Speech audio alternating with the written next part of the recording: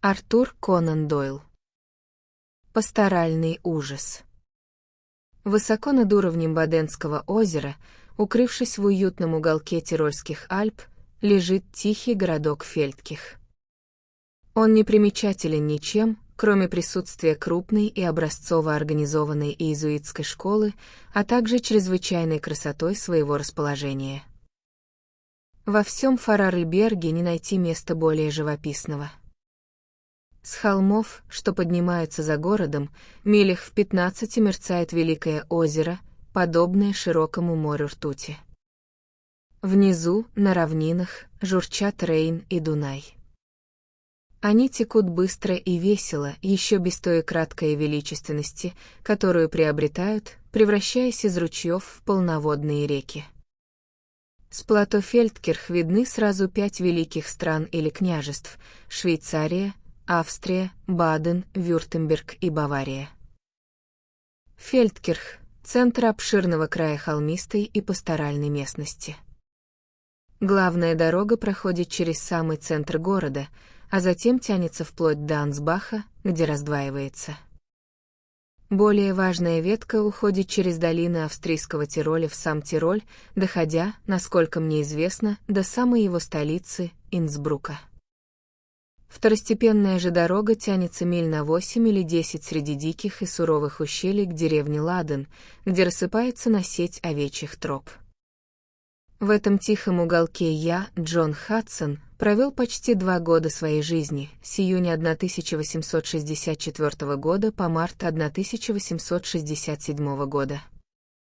Именно в это время и произошли те события, которые на несколько недель принесли уединенному деревенскому поселению недобрую славу и заставили его имя впервые, да и, пожалуй, в последний раз, зазвучать со страниц всей европейской прессы. Краткий отчет об этих происшествиях, появившийся в английских газетах, был, однако, неточным и вводил в заблуждение. К тому же стремительное наступление пруссаков, кульминацией которого стала битва при Садовой, отвлекло внимание общественности от того, что в менее тревожные времена могло бы глубоко тронуть ее. Мне кажется, что теперь эти факты можно изложить подробно, и для подавляющего большинства читателей они окажутся новыми, тем более что я сам был тесно связан с этой драмой и могу привести множество подробностей, которые прежде никогда не придавались огласке. И для начала несколько слов о том, как я сам оказался в этой глуши. Когда крупная городская фирма Спринг, Уилкинсон и Спрэг обанкротилась и выплатила своим кредиторам едва ли по 1,5 шиллинга на фунт стерлингов, множеству скромных людей грозило разорение, включая меня. Однако существовала одна юридическая зацепка, дававшая шанс на то, что для меня сделают исключение и выплатят долг полностью. Пока дело разбиралось, я остался с весьма незначительной суммой на пропитание. Поэтому я решил на время переехать за границу, поскольку мог жить там гораздо скромнее и уберечь себя от унизительных встреч с теми, кто знал меня в более процветающие дни. Один мой друг несколько лет назад описывал мне Ладен как самое изолированное место, с которым он когда-либо сталкивался за всю свою жизнь. А поскольку изоляция и дешевая жизнь обычно синонимичны, я вспомнил его слова. К тому же я был настроен весьма цинично по отношению к себе подобным и желал как можно меньше видеть людей в ближайшее время. Повинуясь бедности и мизантропии, я отправился в Ладен, где мое появление вызвало невероятный ажиотаж среди простодушных жителей. Манеры и привычки рыжебородого англичанина, его долгие прогулки, его клетчатый костюм и причины, побудившие его покинуть родину, все это служило неисчерпаемой темой для сплетен завсегдатаев заведений «Зеленый человек» и «Черный медведь» двух деревенских пивных. Я чувствовал себя в Ладене очень счастливым. Окружающая природа была великолепна, а 20 лет, проведенных в Брикстоне, только обострили мое восхищение ею, подобно тому, как оливка подчеркивает вкус вина. В юности я неплохо знал немецкий язык и обнаружил, что уже через несколько месяцев жизни за границей способен рассуждать даже на научные и абстрактные темы с новым приходским священником. Этот священник стал для меня настоящим подарком судьбы, ибо он был человеком чрезвычайно образованным и блестящим собеседником. Отец Ферхаген, а именно так его звали, хоть ему едва исполнилось 40 лет, успел сделать себе имя как автор благодаря блестящей монографии о ранних римских попах. Эту работу выдающиеся критики весьма благосклонно сравнивали с трудами Леопольда фон Ранке.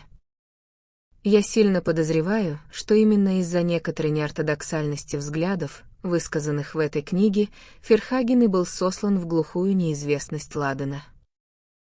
Его мнения по любому вопросу были ультралиберальными, и в своей бурной молодости он был готов отстаивать их на деле, о чем свидетельствовал глубокий шрам через весь подбородок, полученный от драгунской сабли во время неудачного восстания в Берлине.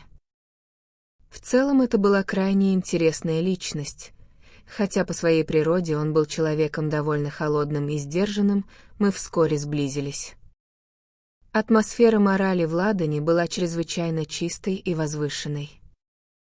Должность интенданта Вурмса и его подчиненных уже много лет оставалась полной синекурой. Пропуск воскресной или праздничной службы в церкви был, пожалуй, самым тяжким и темным преступлением, до которого додумывались самые отъявленные из местных жителей.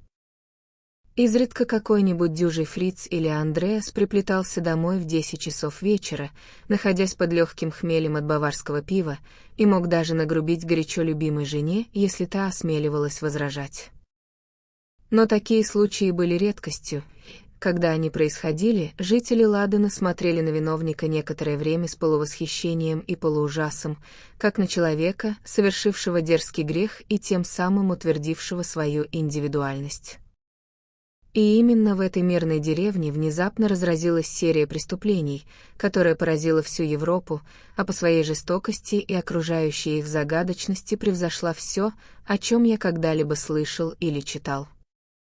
Я постараюсь дать сжатый отчет об этих событиях в порядке их хронологической последовательности, в чем мне очень помогает то обстоятельство, что я всю жизнь имел привычку вести дневник, к страницам которого я теперь и обращаюсь.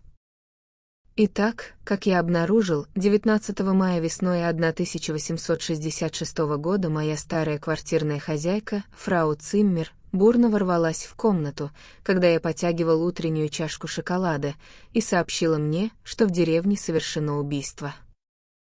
Сначала я едва мог поверить этой новости, но, поскольку она упорствовала в своем заявлении и была явно страшно напугана, я надел шляпу и вышел, чтобы узнать правду.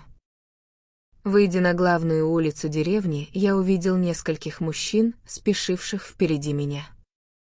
Последовав за ними, я наткнулся на взволнованную группу людей перед маленьким штатхаусом или ратушей, похожим на амбар зданием, которое использовалось для всевозможных общественных собраний. Они собрались вокруг тела некоего Мауля, который ранее служил стюардом на одном из пароходов, курировавших между Линдау и Фридрихсхафеном на Баденском озере. Он был безвредным, безобидным человечком, пользовавшимся общей популярностью в деревне и, насколько было известно, не имевшим ни одного врага на свете. Мауль лежал ничком, уткнувшись лицом в землю и впившись пальцами в грязь, без сомнения, в своих последних судорожных мучениях, а его волосы полностью слиплись от крови, которая стекала по воротнику его пальто. Тело было обнаружено почти 2 часа назад, но никто, похоже, не знал, что делать и куда его перенести. Однако мое прибытие вместе с приходом священника, явившегося почти одновременно со мной, вдохнуло некоторую решительность в толпу. Под нашим руководством труп подняли по ступеням и положили на пол ратуши, где, убедившись, что жизнь угасла, мы приступили к осмотру повреждений совместно с лейтенантом полиции Вурмсом. Лицо Мауля было абсолютно безмятежным, что свидетельствовало о том, что он и не подозревал об опасности до тех пор, пока не был нанесен роковой удар. Его часы и кошелек похищены не были. Смыв запекшуюся кровь с затылка, мы обнаружили необычную треугольную рану, которая пробила кость и глубоко проникла в мозг. Она явно была нанесена тяжелым ударом остроконечного пирамидального орудия. Кажется, именно отец Ферхаген, приходский священник, предположил вероятность того, что данным оружием была короткая мотыга или небольшой кайлай-кирку, из тех, что можно найти в каждой альпийской хижине. Интендант с похвальной оперативностью тут же достал такой инструмент, ударив по брюкве, проделал точно такую же странную дыру, какую мы видели на голове бедного Мауля. Мы почувствовали, что наткнулись на первое звено цепи, которое могла привести нас к убийце. И вскоре нам показалось, что мы полностью захватили нить этой разгадки. В тот же день во второй половине дня над телом был проведен своего рода инквест, дознание, на котором председательствовал мэр Пфифер, а священник, интендант, Фреклер из почтового отделения и я сам образовали нечто вроде следственного комитета. Любому деревенскому жителю, который мог пролить свет на это дело или дать отчет о перемещениях убитого в предыдущий вечер, было предложено присутствовать. Свидетелей собралось достаточно, и вскоре мы восстановили связанную цепочку фактов. В 8:30 вечера Мауль вошел в пивную «Зеленый человек» и потребовал кувшин пива. В это время в распивочной сидели Вакхорн, деревенский мясник, и итальянский торговок по фамилии Челлини, который приезжал в Ладен 3 раза в год с дешевыми ювелирными изделиями и прочим товаром. Сразу после его прихода хозяин заведения присел к своим клиентам, и они вчетвером провели вечер вместе, простых деревенских жителей за стойку не пускали. Из показаний трактирщика и Вакхорна, а оба они были весьма почтенными и заслуживающими доверия людьми, следовало, что вскоре после 9 часов между покойным и торговцем возник спор. Словесная перепалка переросла в горячий разговор, и в конце концов итальянец покинул помещение, заявив, что не останется больше слушать, как порочит его родину. Мауль пробыл в пивной еще около часа, будучи под хмельком и в приподнятом настроении от того, что заставил своего противника отступить, выпил больше обычного. Один из свидетелей встретил его идущим к дому около 10 часов и показал, что тот был слегка навеселе. Другой встретил его буквально за минуту или около того до того, как он достиг места перед Штатхаусом, где было совершено злодеяние. Показания этого человека были наиболее важными. Он уверенно поклялся, что, проходя мимо ратуши и перед тем, как встретить Мауля, видел фигуру, стоявшую в тени здания, добавив, что этот человек показался ему, насколько он мог его разглядеть, не похожим на итальянца. К этому моменту мы установили 2 факта. Во-первых, что итальянец покинул «Зеленый человек» раньше Мауля с гневом на устах. Во-вторых, что некое неизвестное лицо видели поджидающим на дороге, по которой бывшему стюарду предстояло пройти.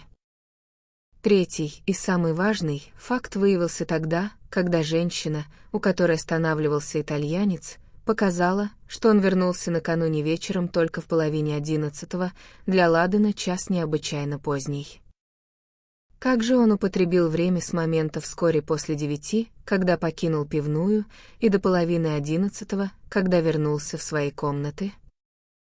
Дела, безусловно, начинали выглядеть весьма скверно для бродячего торговца. Нельзя было, однако, отрицать, что существовали и обстоятельства в пользу этого человека, и что все обвинение против него строилось исключительно на косвенных уликах. Во-первых, среди товаров итальянца не было обнаружено ни малейших следов мотыги или какого-либо другого инструмента, который мог бы быть использован для подобной цели. Нелегко было и понять, где он мог достать такое оружие, поскольку он не заходил домой между моментом ссоры и своим окончательным возвращением. Кроме того, как указал священник, поскольку Челлини был в деревне человеком относительно чужим, едва ли он мог знать, по какой именно дороге Мауль пойдет к себе домой. Это возражение, впрочем, было ослаблено показаниями слуги покойного, который показал, что торговец за день до этого предлагал свои товары перед их домом и вполне мог видеть хозяина в одном из окон. Что касается самого задержанного, то его поведение поначалу было вызывающим и даже глумливым. Но когда он начал осознавать всю тяжесть улик против него, его манеры стали подобострастными, он ужасно ломал руки и громко заявлял о своей невиновности. Его защита сводилась к тому, что после ухода из трактира он совершил долгую прогулку по Ансбахской дороге, чтобы остудить свой пыл, и что именно это стало причиной его позднего возвращения. Что же касается убийства Мауля, то о нем он знал не больше, чем неродившийся младенец. Я так подробно остановился на обстоятельствах этого дела потому, что с ним связаны события, делающие его особенно интересным. Теперь я намерен обратиться к своему дневнику, который велся очень подробно в этот период, да и вообще на протяжении всего моего пребывания за границей. Цитирование из него избавит меня от лишних хлопот и послужит ручательством точности изложенных фактов. 20 мая. Ни о чем другом не думают и ни о чем больше не говорят, кроме как о недавней трагедии. В лесах и вдоль ручья устроили поиски в надежде найти оружие убийцы. Чем больше я об этом думаю, тем больше убеждаюсь, что Челлини — тот самый человек. Тот факт, что деньги остались нетронутыми, доказывает, преступление было совершено из мести. А кто мог питать большую злобу к бедному невинному Маулю, кроме мстительного и горячего итальянца, которого тот только что оскорбил? Вечером я обедал с Пфифером, и он полностью согласился с моим взглядом на это дело. 21 мая. До сих пор не слышно ни одного слова, которое пролило бы хоть какой-то свет на убийство. Бедного Мауля похоронили в 12 часов на аккуратном маленьком деревенском кладбище. Священник вел службу с большим чувством, и его слушатели, все население деревни, были глубоко тронуты, часто прерывая его рыданиями и возгласами скорби. После того, как печальная церемония закончилась, я немного прогулялся с нашим добрым пастырем. Его естественно пылкая натура была значительно взволнована недавними событиями. Руки его дрожат, а лицо бледно. «Мой друг», — сказал он, беря меня за руку, пока мы шли вместе, — «вы ведь немного разбираетесь в медицине. Я 2 года проучился в больнице Святого Фомы. В последнее время я чувствую себя далеко не лучшим образом. Это печальное происшествие выбило вас из колеи», — сказал я. «Нет», — ответил он, — «я чувствовал приближение этого уже давно, но в последнее время стало хуже. У меня боль, которая стреляет отсюда и досюда», — он приложил руку к вискам. «Если бы в меня ударила молния, внезапный шок не был бы сильнее. Порой, когда я закрываю глаза, перед ними вспыхивают яркие сполохи света, а в ушах непрестанно звенит. Часто я сам не ведаю, что делаю. Я лишь боюсь, как бы не упасть в обморок во время исполнения святых обязанностей». «Вы переутомляетесь», — сказал я. «Вам нужен отдых и укрепляющие тонизирующие средства. Вы пишите что-нибудь прямо сейчас? И сколько вы работаете каждый день?» 8 часов, — ответил он. «Иногда 10, иногда даже 12, если боли в голове не мешают мне». «Вы должны сократить это время до 4 часов», — авторитетно заявил я. «Вы также должны регулярно заниматься физическими упражнениями. Я пришлю вам немного хинина, который есть у меня в сундуке, и вы сможете принимать его столько, сколько поместится на гульдене, в стакане молока каждое утро и каждый вечер». Он удалился, поклявшись, что будет следовать моим указаниям.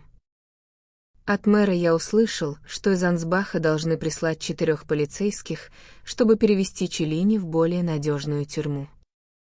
22 мая. Сказать, что я был ошеломлен, значит дать лишь слабое представление о моем душевном состоянии. Я сбит с толку, поражен и объят ужасом, превышающим всякое выражение. Ночью было совершено еще одно, более ужасное преступление. Фреклер был найден мертвым в своем доме, тот самый Фреклер, который еще накануне сидел со мной в следственном комитете. Я пишу эти заметки после долгого и тревожного рабочего дня, в течение которого пытался помочь стражам закона. Деревенские жители настолько парализованы страхом перед этим новым свидетельством присутствия убийцы в их среде, что не будь наших усилий, началась бы всеобщая паника. Выяснилось, что Фреклер, человек своеобразных привычек, жил один в изолированном жилище. Некоторое любопытство вызвало утром то обстоятельство, что он не вышел на работу и вокруг дома не было видно никаких признаков движения. Собралась толпа, и двери в конце концов были выбиты. Несчастный Фреклер был найден в спальне на верхнем этаже лежащим головой в камине.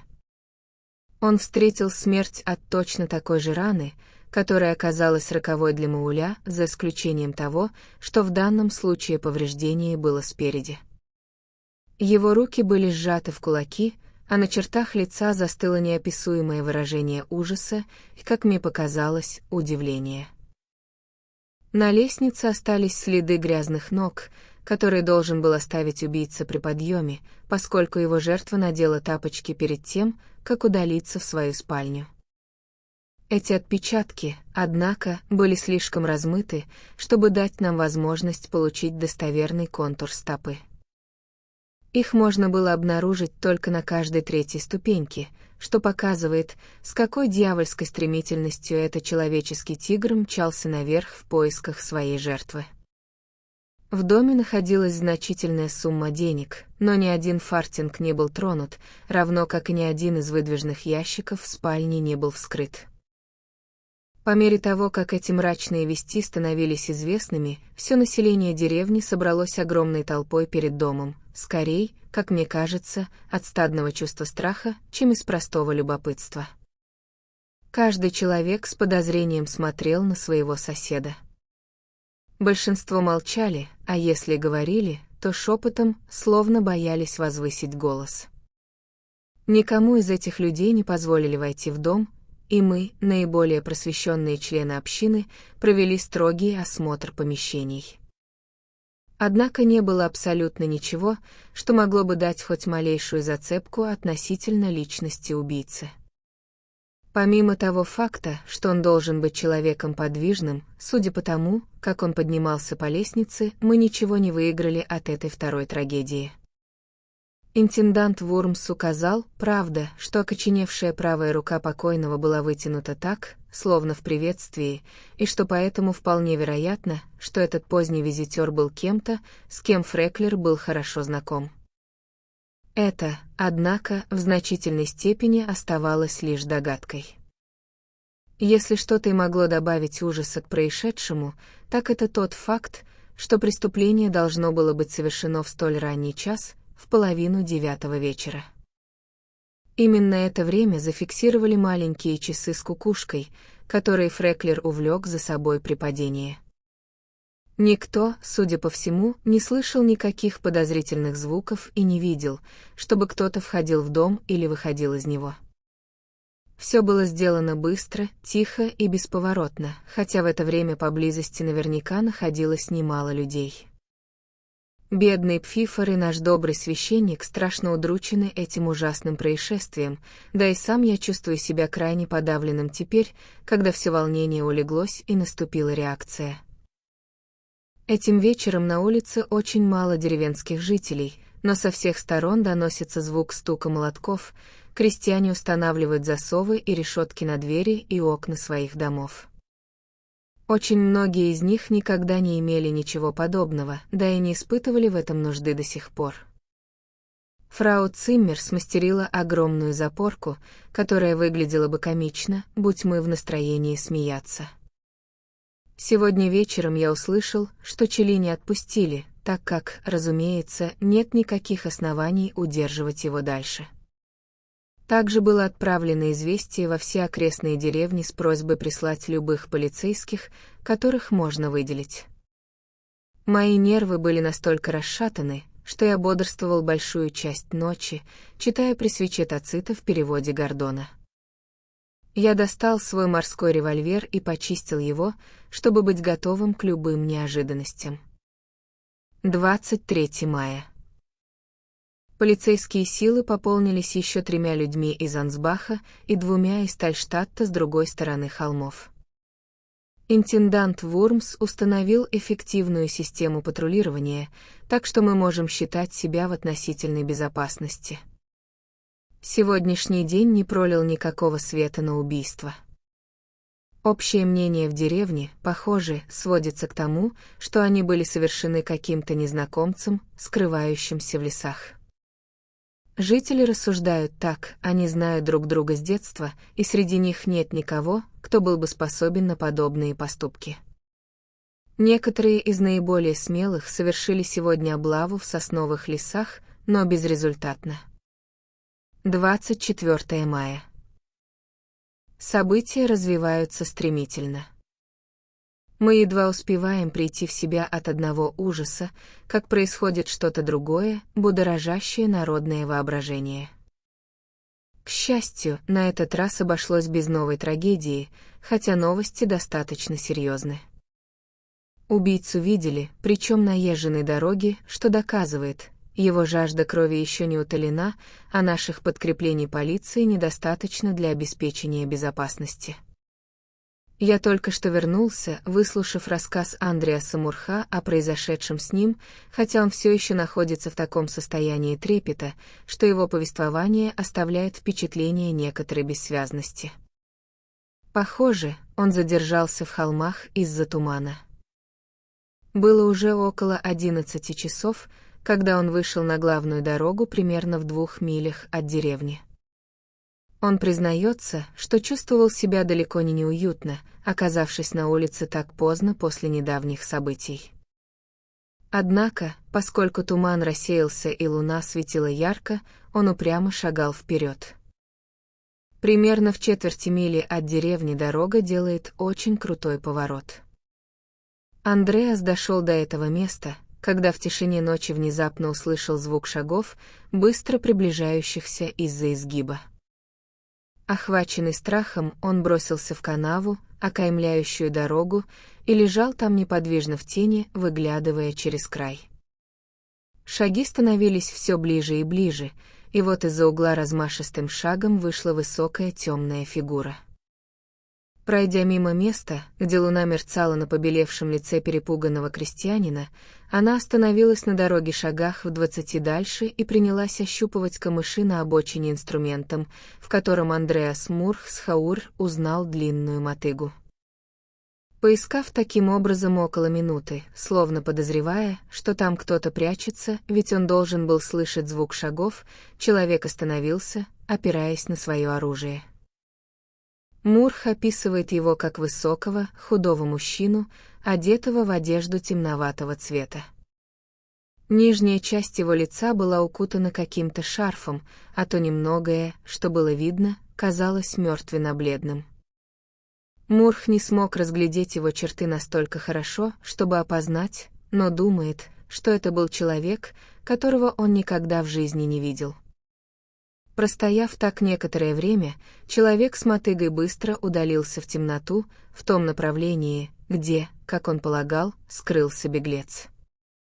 Андреас, как и следовало ожидать, не теряя времени, благополучно добрался до деревни, где поднял тревогу в полиции. 3 из них, вооруженные карабинами, отправились по дороге, но не обнаружили никаких следов злодея. Существует, конечно, вероятность того, что история Мурха преувеличена и его воображение было обострено страхом. И все же весь инцидент не может быть полностью выдуман, и этот ужасный демон, преследующий нас, очевидно, все еще активен. Есть один злобный и ненадежный субъект по фамилии Хидлер, который живет в хижине на склоне Шпигельберга и зарабатывает себе на жизнь охотой на серн да услугами проводника для тех немногих туристов, что забредают в наши края. Общественное подозрение пало на этого человека без всяких на то оснований, лишь потому, что он высок, худ и известен своим грубым и жестоким нравом. Сегодня в его альпийском домике провели обыск, но ничего важного не нашли. Тем не менее, он арестован и помещен в ту же комнату, которую прежде занимал Челлини. На этом месте в моем дневнике наблюдается перерыв в 1 неделю, в течение которой наступило полное затишье от постоянных тревог, донимавших нас в последнее время. Одни объясняли это предположением, что ужасный незнакомец перебрался на новое и менее охраняемое место действий. Другие полагают, что в лице бродяги Хидлера мы задерживали именно того, кого нужно. Какова бы ни была причина, в деревне снова воцарились мир и спокойствие, и кратких 7 дней хватило, чтобы сгладить тучи забот с лиц местных жителей, хотя полиция все еще остается начеку. Начинается сезон стрелковых состязаний из винтовок, поскольку в Ладоне, как и в любой другой тирольской деревне, есть собственные стрельбища, весь день напролет слышится непрерывное «хлоп-хлоп». Эти крестьяне — меткие стрелки на расстоянии до 400 ярдов. Никакие войска в мире не смогли бы покорить их среди их родных гор.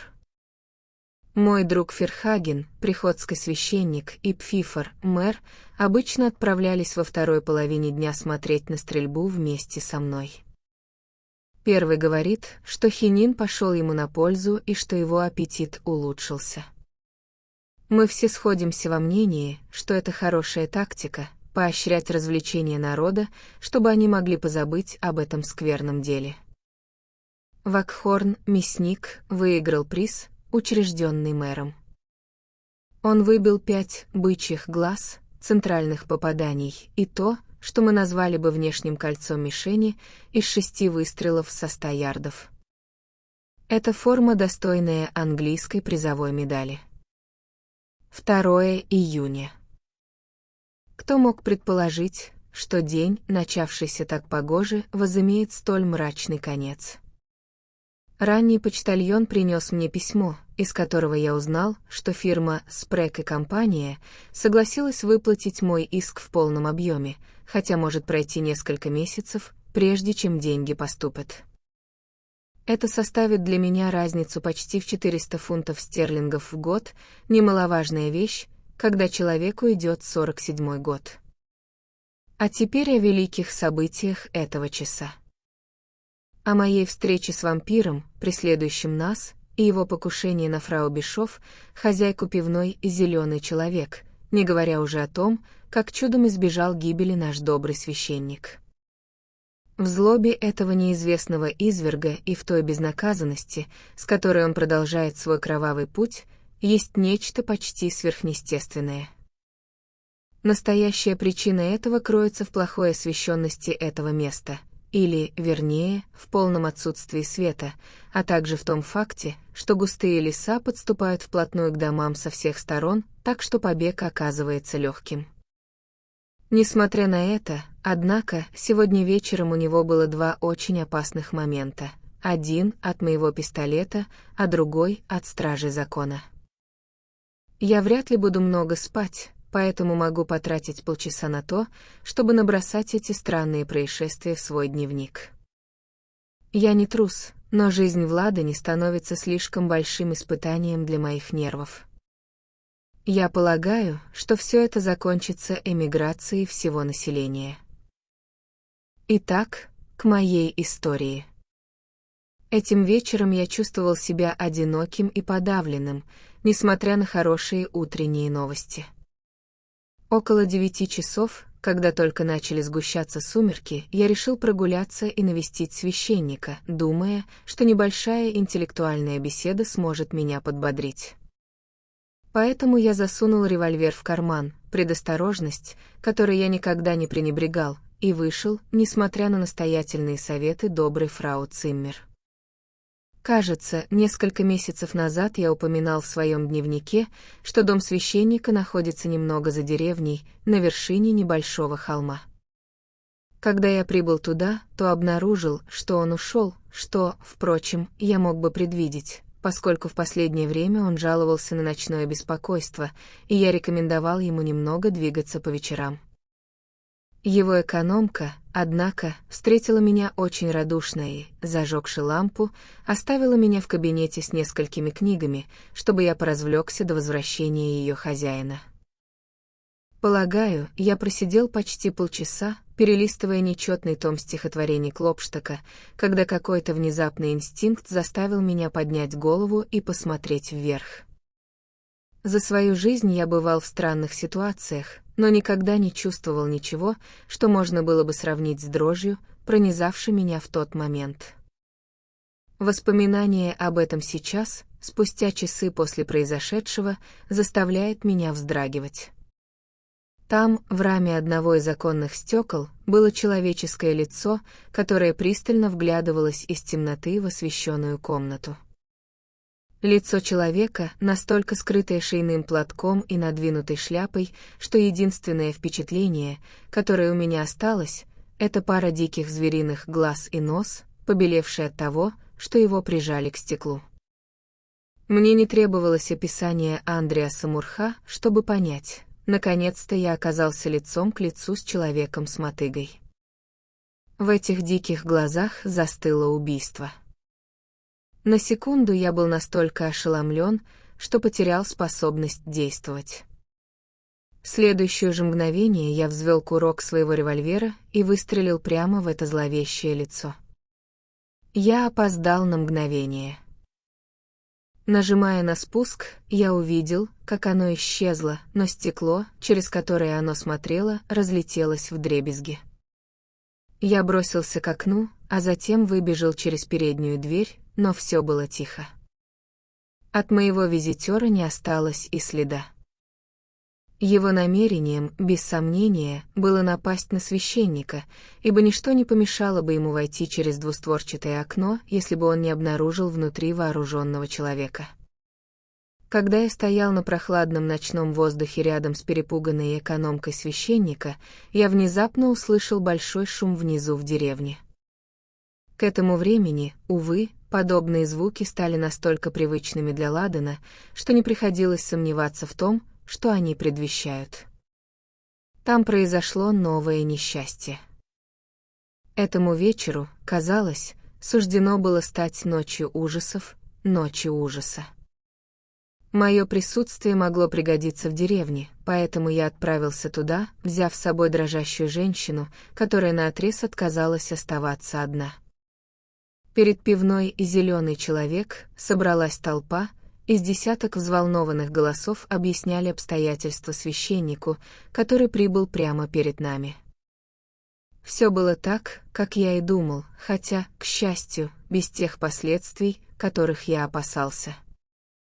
Фрау Бишоф, жена владельца заведения, за 20 минут до этого выбежала буквально на несколько ярдов от своей двери, чтобы зачерпнуть воды, и на нее тут же напал высокий замаскированный мужчина, замахнувшийся каким-то оружием. К счастью, он поскользнулся, так что она успела схватить его за запястье и помешать повторить попытку, пока кричала о помощи. В это время поблизости находилось несколько человек, которые прибежали на ее крик, после чего незнакомец вырвался и умчался в лес, а вслед за ним устремились двое наших полицейских. Однако надежды догнать или выследить его в таком темном лабиринте мало. Фрау Бишоф предприняла смелую попытку удержать убийцу и утверждает, что ее ногти оставили глубокие борозды на его правом запястье. Это, впрочем, должно быть лишь догадкой, так как света в тот момент было очень мало.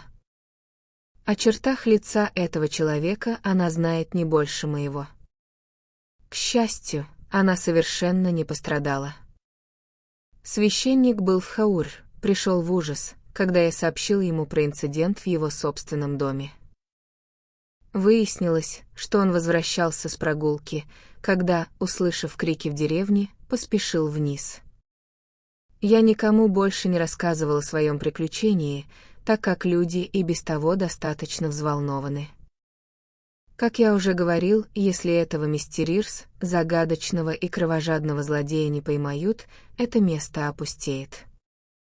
Плоть и кровь не выдержат такого напряжения. Он либо какой-то убийственный мизантроп, объявивший вендетту всему человеческому роду, либо сбежавший маньяк. Очевидно, после неудачной попытки нападения на фрау Бишоф он сразу же направился к дому священника, намереваясь утолить свою жажду крови и полагая, что уединенное положение дома дает надежду на успех. Жаль, что я не выстрелил в него прямо через карман своего пальто. Как только он увидел блеск оружия, он тут же сбежал. 3 июня. Сегодня утром каждый житель деревни узнал о вчерашнем покушении на священника. У его дома собралась целая толпа, чтобы поздравить его со спасением, а когда появился я, они подняли радостный клич и приветствовали меня как храброго англичанина. Похоже, что этот опасный момент должен был сильно перепугать негодяя, поскольку на тропинке, ведущей вниз к деревне, был найден толстый шерстяной шарф, а позже в тот же день неподалеку от того же места обнаружили и роковую мотыгу. Негодяй, очевидно, бросил эти вещи и пустился на утек. Вполне возможно, что он испугался и вовсе покинул эти края. Будем надеяться на это. 4 июня. Тихий день — событие столь же примечательное в наших летописях, как и бурный день где-нибудь в другом месте. Вурмс провел строгое расследование, но не смог связать шарф и мотыгу ни с кем из жителей.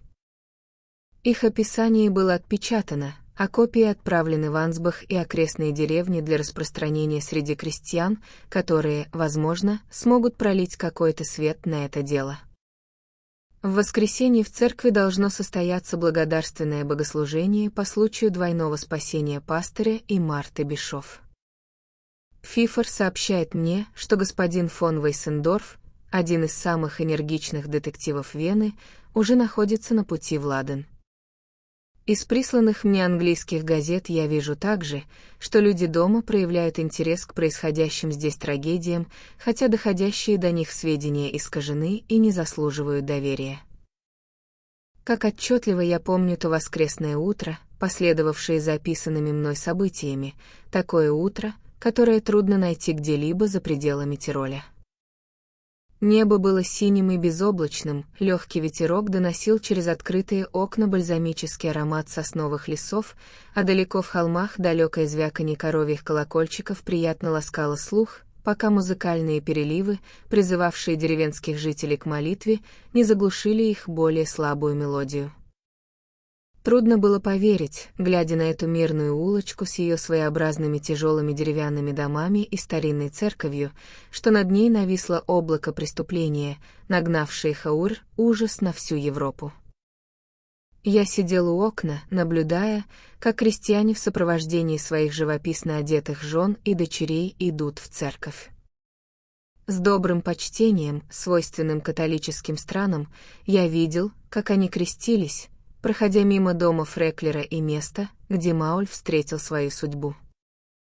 Когда колокол перестал бить и все население собралось в церкви, я тоже направился туда, ибо всегда имел привычку присоединяться к религиозным обрядам любого народа, среди которого оказывался. Когда я прибыл в церковь, то обнаружил, что служба уже началась. Я занял место на хорах, где находился деревенский орган и откуда открывался хороший вид на прихожан. На самом переднем сиденье расположилась фрау Бишоф, чье чудесное спасение и призвана была прославить эта служба, а рядом с ней с одной стороны сидел ее достойный супруг, тогда как мэр занимал другую сторону. По церкви пробежал шепоток и наступила тишина, когда священник повернулся от алтаря и взошел на амвон. Я редко слышал более великолепную проповедь. Отец Ферхаген всегда был красноречивым проповедником, но в этот раз он превзошел самого себя. Он выбрал текстом для проповеди слова «Посреди жизни мы находимся в объятиях смерти» и настолько живо запечатлел в наших умах тонкую завесу, отделяющую нас от вечности, и то, как неожиданно она может порваться, что держал своих слушателей словно завороженными и объятыми ужасом. Затем он говорил с трогательным пафосом о друзьях, которые были так внезапно и так ужасно вырваны из нашей среды, пока его слова почти не утонули в рыданиях женщин. И внезапно повернувшись, он сравнил их мирное существование в более счастливой стране с темной судьбой мрачно настроенного преступника, погрязшего в крови и не имеющего надежды ни в этом мире, ни в ином, человека, одинокого среди себе подобных, без женщины, которая любила бы его, без ребенка, лепечущего у его колен и с бесконечной мукой в собственных мыслях. Суммируя сказанное, он говорил настолько искусно и могущественно, что, когда он закончил, я уверен, жалость к этому беспощадному демону стала преобладающим чувством в каждом сердце. Служба закончилась, и священник с двумя прислуживающими ему алтарниками впереди покидал алтарь, когда повернулся, по своему обыкновению, чтобы преподать благословение прихожанам. Я никогда не забуду его облик.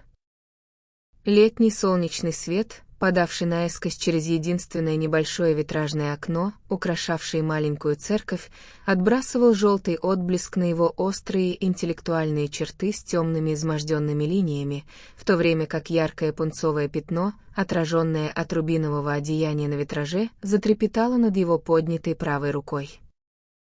Наступила тишина, когда деревенские жители склонили головы, чтобы принять благословение своего пастыря, тишина, прерванная диким возгласом удивления женщины, которая, шатаясь, поднялась на ноги в переднем ряду и отчаянно жестикулировала, указывая на поднятую руку отца Ферхагена. Фрау Бишоф не нужно было объяснять причину этого внезапного крика, ибо там, на виду у всех своих прихожан, на белом запястье священника багровели линии багровых шрамов. Шрамов, которые не могло оставить ничто на свете, кроме ногтей отчаявшейся женщины. И какой же женщины, кроме той, что так отчаянно вцепилась в убийцу 2 дня назад? В том, что во всем этом ужасном деле бедный Ферхаген был человеком, заслуживавшим наибольшей жалости, у меня нет ни малейших сомнений. В городе, где можно было бы получить хорошую медицинскую помощь, приближение мании убийства, а она, несомненно, развелась от переутомления и душевного перенапряжения и приняла столь ужасную форму, было бы вовремя распознано. И тогда он был бы избавлен от того страшного раскаяния, которое должно было охватывать его в светлые промежутки между приступами, если, конечно, у него вообще были эти светлые промежутки. Как мог я со своими поверхностными знаниями в медицине диагностировать наличие столь ужасной и коварной формы сумасшествия, особенно по тем неопределенным симптомам, о которых он мне сообщал? Теперь, оглядываясь назад, легко думать о множестве мелких обстоятельств, которые могли бы навести нас на верный след, но как же проста задняя мудрость. Я был бы действительно опечален, если бы думал, что мне есть в чем себя упрекнуть. Нам так и не удалось узнать, где он достал оружие, которым совершал свои преступления, и как ему удавалось прятать его в промежутках. Мой опыт доказал, что у него вошло в привычку уходить и возвращаться через окно своего кабинета, не тревожа экономку. Во время покушения на фрау Бишоф он бросился к дому, а затем, к своему изумлению обнаружив, что его комната занята, нашел единственный выход — выбросить оружие и шарф и затеряться в толпе в деревне. Будучи человеком сильным и подвижным, а также отлично зная тропинки в лесу, он никогда не испытывал трудностей с тем, чтобы уйти от любого наблюдения. Сразу после задержания болезнь Ферхагена приняла острую форму, и его переправили в психиатрическую лечебницу в Фельдкирхе. Я слышал, что несколько месяцев спустя он совершил отчаянное покушение на жизнь одного из своих надсмотрщиков, а затем покончил с собой. Впрочем, я не могу утверждать это наверняка, поскольку услышал об этом совершенно случайно во время разговора в железнодорожном вагоне. Что касается меня, то я покинул Ладен через несколько месяцев, получив приятное извещение от своих поверенных о том, что мой иск был удовлетворен в полном объеме. Несмотря на пережитый там трагический опыт, у меня осталось немало приятных воспоминаний о маленькой тирольской деревне. Во время 2 последующих визитов я возобновил знакомство с мэром, интендантом и всеми моими старыми друзьями, и в эти встречи за длинными трубками и кувшинами пива мы находили мрачное удовольствие в том, чтобы, затаив дыхание, вести разговоры о том ужасном месяце в тихом фарарльбергском поселении.